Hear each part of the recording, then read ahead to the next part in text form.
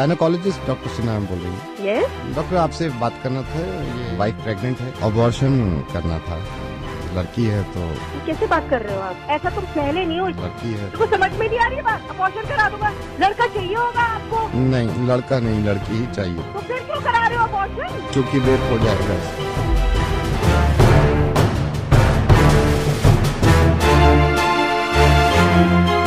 Doctor मैं ये नहीं चाहता कि इसका रेप हो। I am so sorry doctor, मैं नवेद बोल रहा हूँ रेडियो मिर्ची से, और मुझे मालूम है कि आपके पास कॉल्स आती होंगी, लेकिन उनकी वजह यही होती होगी कि मैं दहेज नहीं दे सकता या मैं लड़की को पढ़ा नहीं सकता। लेकिन अब कॉल्स आया करेंगी और वजह ये हुआ करेगी डॉक्टर कि मैं अपनी बच्ची को पैदा नहीं होने देना चाहता क्योंकि इसका रेप हो सकता है। दिल्ली में 8 महीने की बच्ची का रेप हुआ।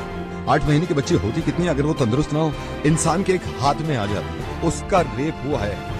सॉरी मैंने आपका वक्त भी ले लिया, लेकिन मैं बताना चाह रहा हूँ सबको कि ये होने लगेगा, वरना इस चीज को बंद करवा दो। मेरी समझ में नहीं आता कि स्लोगन देखने के बाद लोग खुश हो जाते हैं, बेटी बचाओ बेटी पढ़ाओ। क्यों हम पहले ही जाहिर कर देते हैं कि बेटियां कमजोर हैं, पढ़ी लिखी भी नहीं है, इनको बचाना भी है। ऐसे स्लोगन क्यों नहीं बनते कि बेटे को बताओ और ना माने तो थप्पड़ लगाओ। और जितने लोग इस बात को मानते थे ना कि लड़की घर से बाहर निकलती है तो रेप होता है, उसके रिश्तेदार ने बेडरूम में घुस के उसकी बच्ची के साथ रेप किया। जब इसके माँ बाप ने इस बच्ची को देखा तो खून में लथपथ पड़ी थी, पूरा हॉस्पिटल गूंज गया था इसकी चीख से।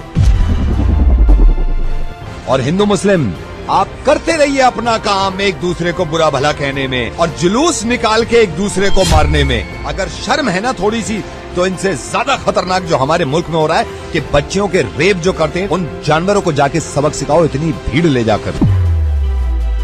और कोई बताने की जरूरत नहीं है किसी को कि लड़कियां किसी से कम नहीं होती। जब आप किसी को ये बताते हैं कि लड़कियां किसी से कम नहीं है, इसका मतलब यह है कि कहीं ना कहीं पहले से ही दिमाग में हमने ठूस रखा है कि लड़कियां कम होती हैं।